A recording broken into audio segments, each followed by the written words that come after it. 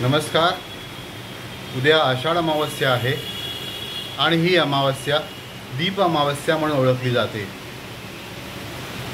या दीप अमावस्येच्या दिवशी घरातील सर्व दिवे निरांजन समयी आधी जमल्यास दुधाने किंवा पाण्याने धुवून पुसून स्वच्छ कराव्यात. एका पाटावर एखादे चांगले वस्त्र अंथरावे. त्या पाटावर हे घरातील सर्व दिवे मांडावेत. त्या दिव्यांना तेलबाती करावे, तूप घालावे आणि दिवे प्रज्वलित करावे. त्याचबरोबरीने या दिव्यांना यथाशक्ती पूजन करावे. त्यांना गोडधोड नैवेद्य दाखवावा आणि या दिव्यांकडे आपल्या घरामध्ये सुख समाधान, ऐश्वर्य, भरभराट आणि अंधकारांचा नाश असे मागणे मागावे. त्यामुळे दीप अमावस्या नक्की साजरी करा. नमस्कार. जय गणेश.